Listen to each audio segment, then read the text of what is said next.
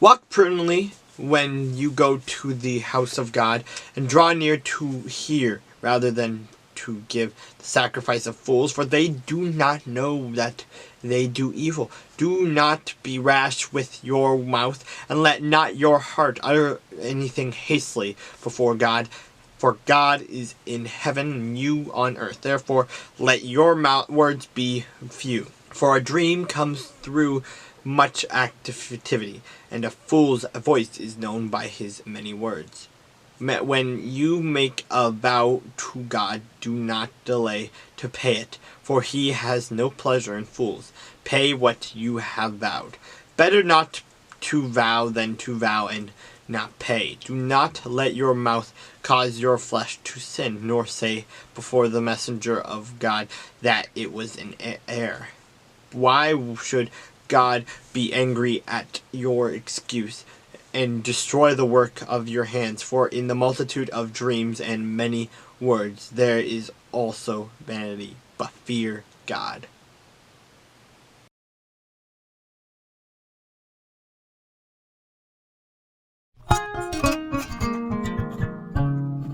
Then David fled from Neoptoth in Ramah, and went and said to Jonathan, What have I done? What is my iniquity, and what is my sin before your father, that he seeks my life? So Jonathan said to him, By no means you shall not die. Indeed, my father will do nothing, neither great or small, without first telling me. And why should my father hide this thing from me?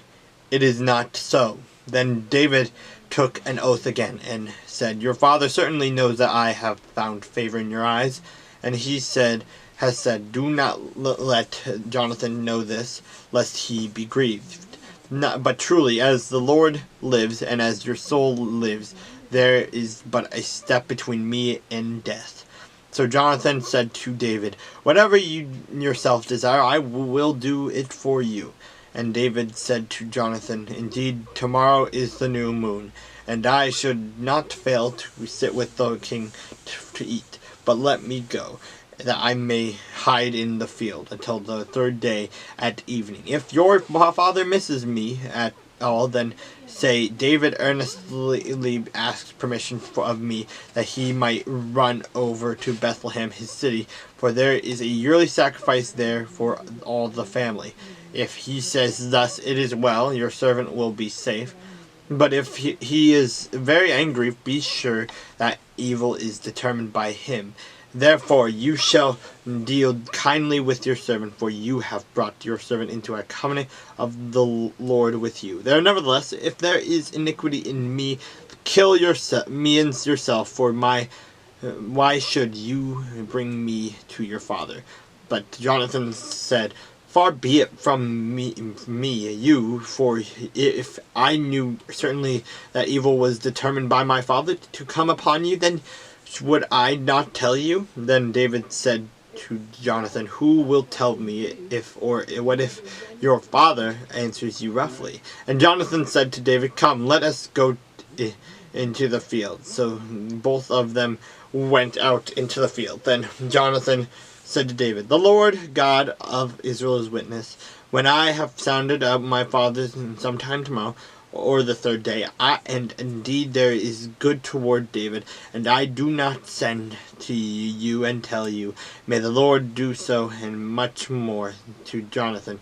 But if it pleases my father to do evil, then I will report to you and send you away, that you may go in safety. And the Lord will be with you as he has been with my father. And you shall not only show me the kindness of the Lord while I still live, that I may not die.